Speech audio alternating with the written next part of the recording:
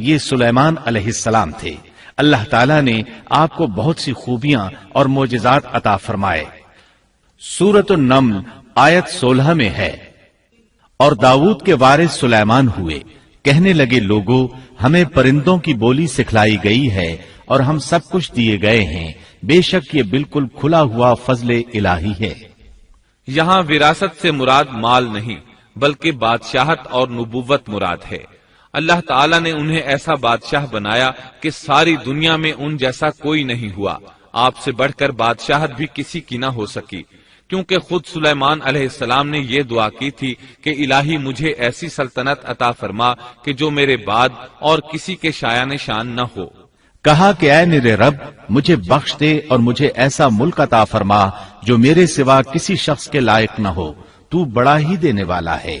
پس ہم نے ہوا کو ان کے ماتحت کر دیا، وہ آپ کے حکم سے جہاں آپ چاہتے نرمی سے پہنچا دیا کرتی تھی، اور طاقتور جنوں کو بھی ان کا ماتحت کر دیا، ہر عمارت بنانے والے کو اور غوطہ خور کو اور دوسرے جنات کو بھی جو زنجیروں میں جکڑے رہتے تھے۔ جن سلیمان علیہ السلام کے حکم سے بلند و بالا عمارتیں تعمیر کرتے تھے، دریاؤں میں غوطہ لگا کر ان سے ہیرے جواہرات اور موتی وغیرہ نکالتے تھے۔ دوسرے جو کام عام انسانوں کی طاقت سے زیادہ ہوتے تھے وہ آپ جنوں سے لیا کرتے تھے۔ جو جن آپ کے حکم سے سرتابی کرتے یا شرارتیں کر کے کام میں رکاوٹ ڈالتے یا دوسروں کو تنگ کرتے تو آپ انہیں زنجیروں میں جکڑ کر قید خانے میں ڈال دیتے، اور یہ آپ پر اللہ کی طرف سے بہت بڑا انعام اور احسان تھا، جیسا کہ اللہ تعالیٰ سورہ صاد آیت 39 میں فرماتے ہیں، یہ ہے ہمارا عطیہ، اب تو احسان کر یا روک رکھ، کچھ حساب نہیں۔ اللہ تعالیٰ نے سلیمان علیہ السلام کو ان پر قبضہ اور اختیار دے دیا اور فرمایا اب آپ کی مرضی، آپ انہیں سزا دیں یا درگزر کریں، کسی کو کچھ دیں یا روک لیں، آپ کے لیے سب کچھ جائز ہے۔ دوسرے مقام پر اللہ تعالیٰ سورہ سبا آیت 12 میں فرماتے ہیں، اور اس کے رب کے حکم سے بعض جنات اس کی ماتحتی میں اس کے سامنے کام کرتے تھے، اور ان میں سے جو بھی ہمارے حکم سے سرکشی کرے ہم اسے بھڑکتی ہوئی آگ کے عذاب کا مزہ چکھائیں گے۔ اس طرح اللہ تعالیٰ سورہ سبا آیت 13 میں فرماتے ہیں، جو کچھ سلیمان چاہتے جنات وہ تیار کر دیتے، مثلاً قلعے، مجسمے اور حوضوں جیسے پیالے اور چولہوں پر جمی ہوئی مضبوط دیگیں۔ اے آل داؤد اس کے شکریے میں نیک عمل کرو، میرے بندوں میں سے شکر گزار کم ہی ہیں۔ یعنی جنات سلیمان علیہ السلام کے حکم کے مطابق بڑے بڑے محل، مساجد، قلعے، مختلف مساجد کے ماڈل یا سینریوں کے ماڈل، بڑے بڑے تھال اور اتنی بڑی دیگیں بناتے تھے جو بوجھل اور نقل و حمل کے قابل نہ ہونے کی وجہ سے کسی خاص مقام پر نصب کر دی جاتی تھی، اور یہ آپ پر اللہ تعالیٰ کا عظیم احسان تھا۔ اس کے علاوہ دیگر معجزات سے بھی اللہ تعالیٰ نے آپ کو سرفراز فرمایا تھا، جیسا کہ سورۃ الانبیاء آیت 82 میں اللہ تعالیٰ فرماتے ہیں، اسی طرح بہت سے شیاطین بھی ہم نے اس کے تابع کیے تھے جو اس کے فرمان سے غوطہ لگاتے تھے، اور اس کے سوا بھی بہت سے کام کرتے تھے، ان کے نگہبان ہم ہی تھے۔ یہ تمام اقتدار اللہ تعالیٰ نے آپ کو عطا کیا تھا۔ آپ کے معجزات میں سے ایک معجزہ یہ بھی تھا کہ ہوا آپ کے لیے مسخر یعنی مطیع و فرما بردار تھی۔ اللہ تعالیٰ سورہ صاد آیت 36 میں فرماتے ہیں، بس ہم نے ہوا کو ان کے ماتحت کر دیا، وہ آپ کے حکم سے جہاں آپ چاہتے نرمی سے پہنچا دیا کرتی تھی۔ اللہ تعالیٰ سورۃ الانبیاء آیت 81 میں فرماتے ہیں، اور ہم نے تیز و تند ہوا کو سلیمان کے تابع کر دیا جو اس کے فرمان کے مطابق اس زمین کی طرف چلتی تھی جہاں ہم نے برکت دے رکھی ہے، اور ہم ہر چیز کا علم رکھنے والے ہیں۔ اسی طرح اللہ تعالیٰ سورہ سبا آیت 12 میں فرماتے ہیں، اور ہم نے سلیمان کے لیے ہوا کو مسخر کر دیا کہ صبح کی منزل اس کی مہینہ بھر کی ہوتی تھی اور شام کی منزل بھی مہینہ بھر کی ہوتی تھی۔ دیگر معجزات کی طرح اللہ تعالیٰ نے سلیمان علیہ السلام کو یہ معجزہ بھی عطا فرمایا کہ تیز و تند ہوا کو ان کا تابع فرمان بنا دیا۔ آپ اس ہوا کو جس طرح کا حکم دیتے وہ حکم کی تعمیل کرتی، اور اس طرح آپ ایک ماہ کا سفر چند گھنٹوں میں طے کر لیا کرتے تھے۔ داود علیہ السلام کو تو اللہ تعالیٰ نے لوہے کی ڈھلائی کا کام سکھایا تھا، جبکہ سلیمان علیہ السلام کو لوہے کی ڈھلائی کے علاوہ تانبے کی ڈھلائی کا فن بھی سکھایا۔ سورہ سبا آیت 12 میں اللہ تعالیٰ فرماتے ہیں، اور ہم نے اس کے لیے تانبے کا چشمہ بہا دیا۔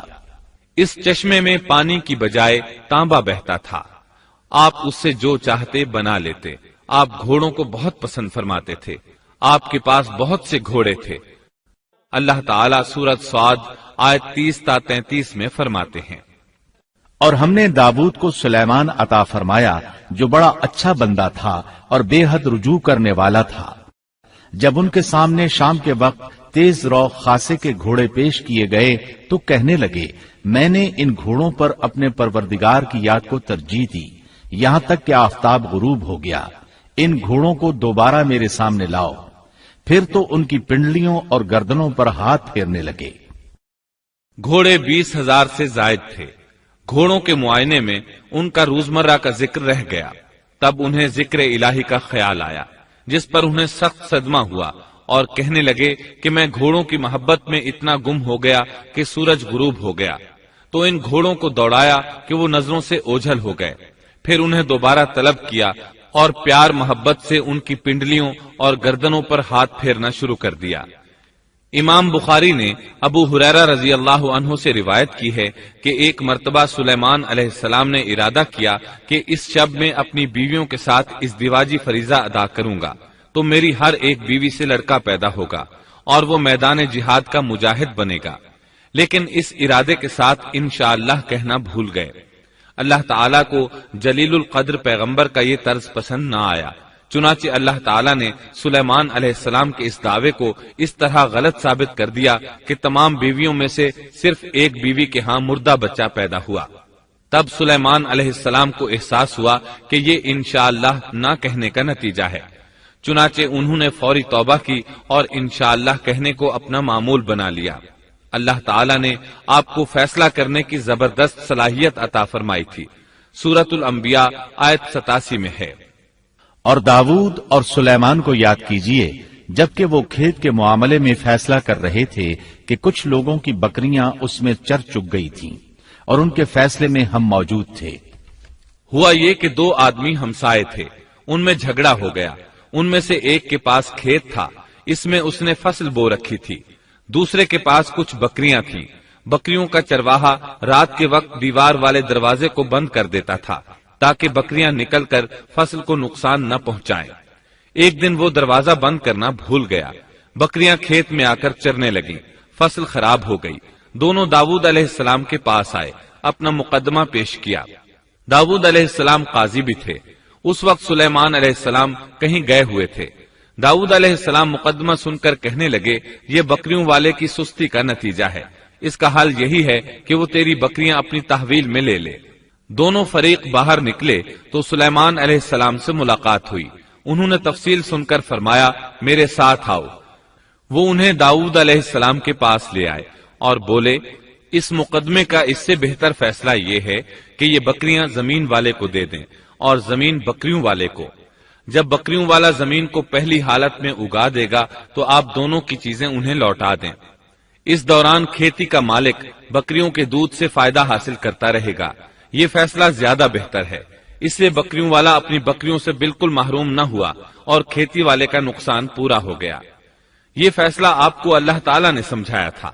اللہ تعالیٰ سورۃ الانبیاء آیت 89 میں فرماتے ہیں، ہم نے اس کا صحیح فیصلہ سلیمان کو سمجھا دیا، ہاں ہر ایک کو ہم نے علم و حکمت سے نوازا تھا۔ بخاری اور مسلم میں ایک حدیث ہے، اس میں اسی قسم کا ایک واقعہ بیان ہوا ہے کہ دو عورتیں اپنا مقدمہ داؤد علیہ السلام کے پاس لائیں۔ دونوں کو اللہ نے ایک ایک بچہ دے رکھا تھا۔ ایک بھیڑیے نے حملہ کر کے بڑی عمر والی کا بچہ چیر پھاڑ ڈالا۔ عورت چالاک تھی، اس نے چھوٹی عمر والی کا بچہ چھین لیا کہ یہ میرا بچہ ہے۔ داؤد علیہ السلام نے دیکھا بچہ بڑی عورت کے پاس ہے تو اس کے حق میں فیصلہ دے دیا۔ سلیمان علیہ السلام نے داؤد علیہ السلام سے اجازت چاہتے ہوئے کہا، کیا میں اس مقدمے کا فیصلہ کر سکتا ہوں؟ انہوں نے اجازت دے دی۔ سلیمان علیہ السلام نے عورت سے کہا، بچہ مجھے دے دو۔ بچہ ہاتھ میں لے کر انہوں نے تلوار نکالی اور دونوں عورتوں سے فرمایا، میں اس کے 2 ٹکڑے کر کے تم دونوں میں برابر برابر تقسیم کرنے لگا ہوں۔ یہ سن کر بڑی عورت بولی کہ ٹھیک ہے، جبکہ چھوٹی عورت مامتا کی وجہ سے چلا اٹھی کہ آپ اسے زندہ رہنے دیں اور اسے دے دیں۔ یہ سنتے ہی سلیمان علیہ السلام بول اٹھے، تو ہی اس کی ماں ہے، جس سے اپنے بچے کے ٹکڑے دیکھنا برداشت نہ ہو سکا، پھر بچہ اسے دے دیا۔ سلیمان علیہ السلام کا ایک تیسرا واقعہ قرآن میں یوں ہے، سورۃ النمل آیت 17 اور 18 میں ہے، اور سلیمان کے سامنے ان کے تمام لشکر جنات، انسان اور پرندوں میں سے جمع کیے گئے، ہر قسم الگ الگ کھڑی کر دی گئی۔ جب وہ چیونٹیوں کے میدان میں پہنچے تو ایک چیونٹی نے کہا، اے چیونٹیوں، اپنے اپنے گھروں میں گھس جاؤ، ایسا نہ ہو کہ بے خبری میں سلیمان اور ان کا لشکر تمہیں روند ڈالے۔ ان تمام لشکروں کو اکٹھا کیا گیا تھا۔ اللہ تعالیٰ نے چیونٹی کی یہ بات سلیمان علیہ السلام کو سنوا دی۔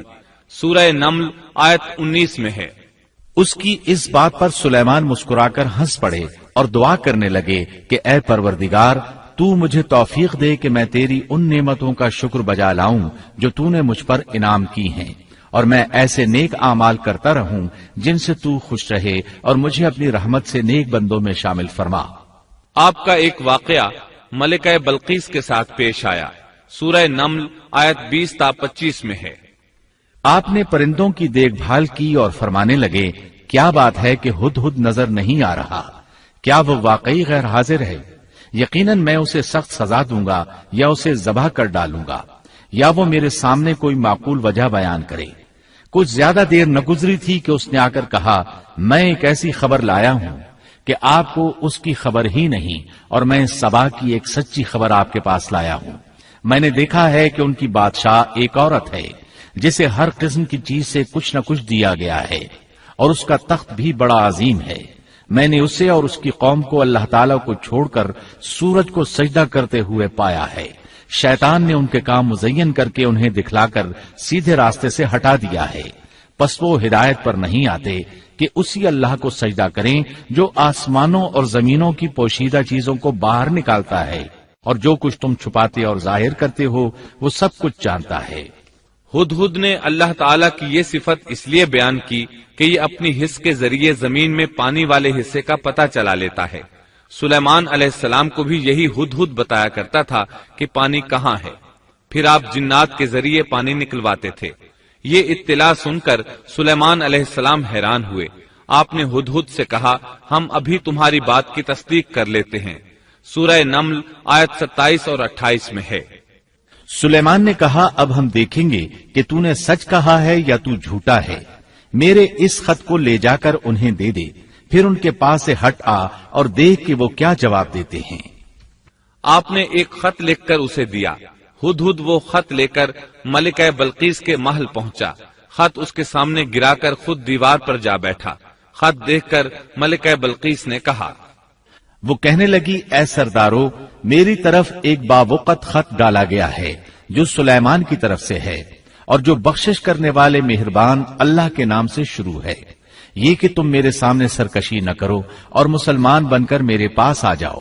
اس نے کہا، اے میرے سردارو، تم میرے اس معاملے میں مجھے مشورہ دو۔ میں کسی امر کا قطعی فیصلہ جب تک تمہاری موجودگی اور رائے نہ ہو نہیں کیا کرتی۔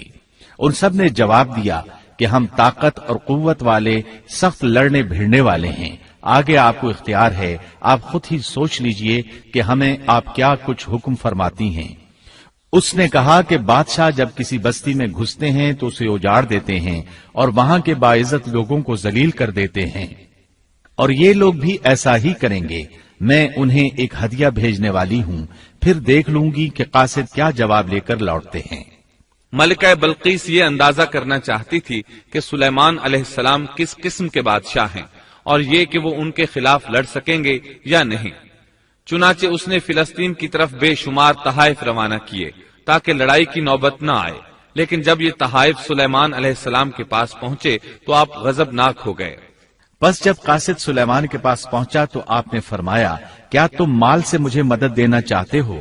مجھے تو میرے رب نے اس سے بہت بہتر دے رکھا ہے جو اس نے تمہیں دیا ہے، بس تم ہی اپنے تحفے سے خوش رہو۔ جا ان کی طرف واپس لوٹ جا، ہم ان کے مقابلے پر وہ لشکر لائیں گے جن کے سامنے پڑنے کی ان میں طاقت نہیں، اور ہم انہیں ذلیل و پست کر کے وہاں سے نکال باہر کریں گے۔ قاصد ان کا جواب سن کر اور یہ صورتحال دیکھ کر دہشت زدہ ہو گئے۔ انہوں نے بلقیس کے پاس جا کر ساری حقیقت بیان کر دی۔ ملکہ بلقیس نے انہیں پیغام بھجوایا کہ ہم اسلام قبول کرنے کے لیے تیار ہیں۔ سلیمان علیہ السلام تک اس کا پیغام پہنچا تو آپ اپنے درباریوں کی طرف متوجہ ہوئے۔ آپ نے فرمایا، اے سردارو، تم میں سے کوئی ہے جو ان کے مسلمان ہو کر پہنچنے سے پہلے ہی اس کا تخت مجھے لا دے؟ ایک قوی ہیکل جن کہنے لگا، آپ اپنی مجلس سے اٹھیں، اس سے پہلے میں اسے آپ کے پاس لا دیتا ہوں۔ یقین مانیے کہ میں اس پر قادر ہوں اور ہوں بھی امانت دار۔ جس کے پاس کتاب کا علم تھا وہ بول اٹھا کہ آپ پلک جھپکائیں، اس سے بھی پہلے میں اسے آپ کے پاس پہنچا سکتا ہوں۔ جب آپ نے اسے اپنے پاس موجود پایا تو فرمانے لگے، یہی میرے رب کا فضل ہے تاکہ وہ مجھے آزمائے کہ میں شکر گزاری کرتا ہوں یا ناشکری۔ شکر گزار اپنے ہی نفع کے لیے شکر گزاری کرتا ہے، اور جو ناشکری کرے تو میرا پروردگار بے پرواہ اور کرم کرنے والا ہے۔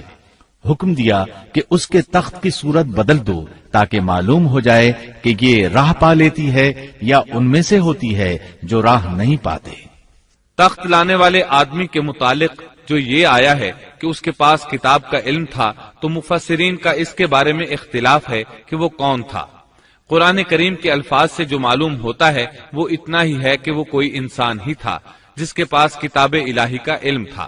اللہ تعالیٰ نے کرامت اور اعجاز کے طور پر اسے یہ قدرت دے رکھی تھی کہ پلک جھپکتے وہ تخت لے آیا۔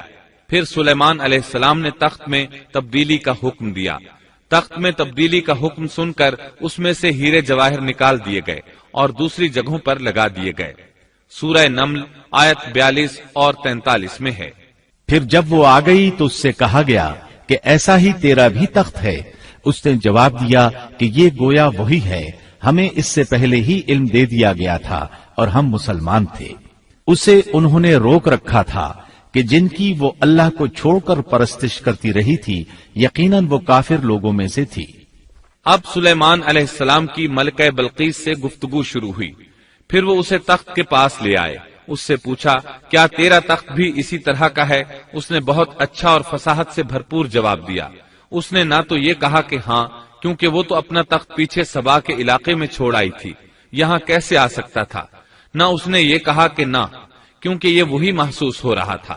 البتہ اس میں قدر تبدیلی محسوس ہو رہی تھی۔ اس نے عجیب جملے میں جواب دیا کہ یہ وہی لگتا ہے۔ سلیمان علیہ السلام یہ جواب سن کر حیران ہوئے۔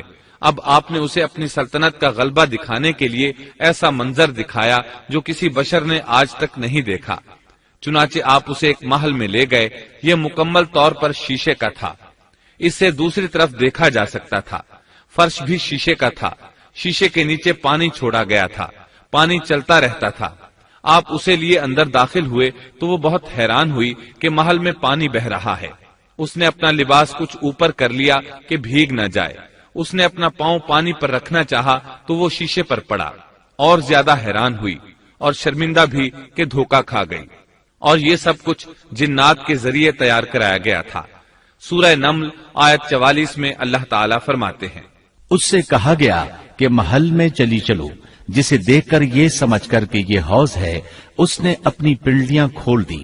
سلیمان نے کہا، یہ ایسا محل ہے جس میں نیچے بھی شیشے جڑے ہوئے ہیں۔ کہنے لگی، میرے پروردگار، میں نے اپنی جان پر ظلم کیا، اب میں سلیمان کے ساتھ اللہ رب العالمین کی مطیع اور فرمانبردار بنتی ہوں۔ یہ عظیم سلطنت دیکھ کر وہ جان گئی کہ سلیمان علیہ السلام صرف بادشاہ ہی نہیں، نبی بھی ہیں۔ چنانچہ اس نے فوراً ایمان قبول کر لیا۔ سلیمان علیہ السلام کا سب سے بڑا کارنامہ یہ ہے کہ آپ نے مسجد اقصی تعمیر کروائی۔ اس کی پہلی تعمیر یعقوب علیہ السلام نے کرائی تھی۔ صحیح حدیث میں ہے کہ رسول اللہ صلی اللہ علیہ وسلم سے پوچھا گیا، زمین میں کون سی مسجد سب سے پہلے تعمیر کی گئی؟ آپ نے فرمایا، مسجد حرام، یعنی مکہ معظمہ والی مسجد۔ پھر آپ سے پوچھا گیا کہ اس کے بعد کون سی مسجد زمین میں بنائی گئی؟ آپ نے جواب دیا، مسجد اقصی۔ جب بخت نصر نے قدس پر قبضہ جما لیا تو اس نے مسجد اقصی ڈھا دی، لیکن پھر سلیمان علیہ السلام کو اللہ تعالیٰ نے بادشاہت عطا کی تو انہوں نے اثر نو تعمیر کا کام شروع کرایا. اس کے ساتھ ہی انہوں نے ہیکل سلیمانی بھی تعمیر کروایا. یہود آج تک اس کو مقدس سمجھتے ہیں. یہ مسجد اقصی کے بالکل قریب ہے. مسجد اقصی کی فضیلت میں بہت سی روایات ملتی ہیں، جیسا کہ رسول اللہ صلی اللہ علیہ وسلم کا ارشاد ہے، مسجد حرام میں ایک نماز کا ثواب 1,00,000 نمازوں کے برابر ہے. مسجد نبوی میں ایک نماز کا ثواب 1,000 نماز کے برابر ہے، اور مسجد اقصی میں 500 نمازوں کے برابر ثواب ملتا ہے. مسند احمد میں عبداللہ بن عمرو بن عاص رضی اللہ عنہما سے روایت ہے کہ رسول اللہ صلی اللہ علیہ وسلم نے فرمایا، جب سلیمان علیہ السلام نے بیت المقدس کو تعمیر کیا تو اللہ تعالیٰ سے 3 دعائیں مانگی. ان میں سے اللہ تعالیٰ نے 2 قبول فرمائیں اور ایک کے بارے میں ہم امید رکھتے ہیں کہ وہ ہمیں ملے گی. انہوں نے پہلا سوال یہ کیا کہ مجھے ایسی حکومت دے جو تیری حکومت کے موافق ہو، یعنی عدل و انصاف کی فراوانی ہو اور کسی پر ظلم و زیادتی نہ ہو. اللہ نے یہ دعا قبول فرمائی. دوسرا سوال یہ کیا، مجھے ایسا ملک عطا فرما جو میرے سوا کسی شخص کے لائق نہ ہو. اللہ تعالیٰ نے یہ دعا بھی قبول فرما لی. تیسرا سوال یہ کیا کہ جو شخص بھی گھر سے نکلے اور وہ مسجد اقصی میں نماز پڑھنے کا ارادہ رکھتا ہو تو وہ اپنے گناہوں سے اس طرح نکل جائے جس طرح کے پیدائش کے دن تھا. اس تیسرے سوال کے متعلق رسول اللہ صلی اللہ علیہ وسلم نے فرمایا، امید ہے یہ دعا اللہ نے ہمارے لیے رکھ لی ہو. اللہ تعالیٰ نے انہیں اس قدر طاقت اور قدرت عطا فرمائی تھی، لیکن اس کے باوجود آپ بشر تھے اور موت ہر بشر کو پہنچ کر رہتی ہے. انسان جس قدر بھی قدرت حاصل کر لے، جتنا بھی غلبہ پالے، جتنی بھی عظمت حاصل کر لے، لیکن موت سے نہیں بچ سکتا.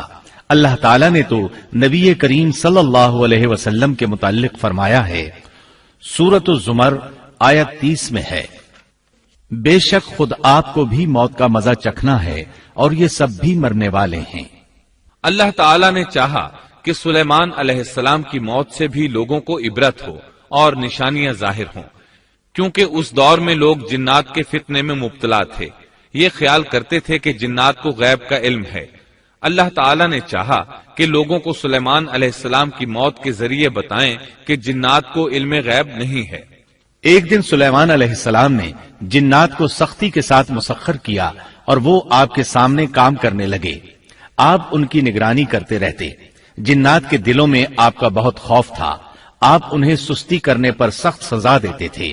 آپ کھڑے ان کی نگرانی کر رہے تھے. اس وقت آپ کی عمر 150 سال تھی. جنات بیت المقدس کی تعمیر میں مصروف تھے.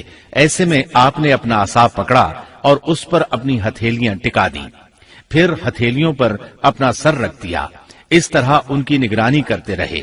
اسی حالت میں اللہ تعالیٰ نے آپ کی روح قبض کر لی، تاہم آپ کی آنکھیں کھلی رہیں. ادھر جن مسلسل کام میں لگے رہے. وہ یہی خیال کرتے رہے کہ سلیمان علیہ السلام زندہ ہیں اور انہیں دیکھ رہے ہیں. آپ کا خلیفہ آیا تو وہ جان گیا آپ انتقال کر گئے ہیں، لیکن اس نے بھی جنات پر یہ بات ظاہر نہ کی. اس طرح 2 سال گزر گئے. جن اس قدر سخت نگرانی پر حیران تھے. وہ دیکھ رہے تھے کہ 2 سال سے سلیمان علیہ السلام نے حرکت تک نہیں کی، پلک تک نہیں جھپکی. ادھر اللہ تعالیٰ نے دیمک کو سلیمان علیہ السلام کے عصا پر مسلط کر دیا. وہ اندر اندر لاٹھی کو کھوکھلا کرتی رہی. آخر لاٹھی ٹوٹ گئی. سلیمان علیہ السلام زمین پر گر گئے. اس وقت جنات کو پتا چلا کہ انہیں فوت ہوئے تو عرصہ دراز ہو چکا ہے. تب انسانوں کو بھی معلوم ہو گیا کہ جنات کو غیب کا علم نہیں ہے. اللہ تعالیٰ سورہ سبا آیت 14 میں فرماتے ہیں، پھر جب ہم نے ان پر موت کا حکم بھیج دیا تو ان کی خبر جنات کو کسی نے نہ دی سوائے گھن کے کیڑے کے جو ان کے عصا کو کھا رہا تھا. پس جب سلیمان گر پڑے تو اس وقت جنات نے جان لیا کہ اگر وہ غیب دان ہوتے تو اس ذلت کے عذاب میں مبتلا نہ رہتے. اس طرح اللہ تعالیٰ نے لوگوں کو مطلع کر دیا کہ جنات بھی مخلوق ہیں، غیب دان نہیں. اللہ تعالیٰ ہی ان پر قادر ہے. اور اسی کے ساتھ سلیمان علیہ السلام کا قصہ اپنے اختتام کو پہنچا.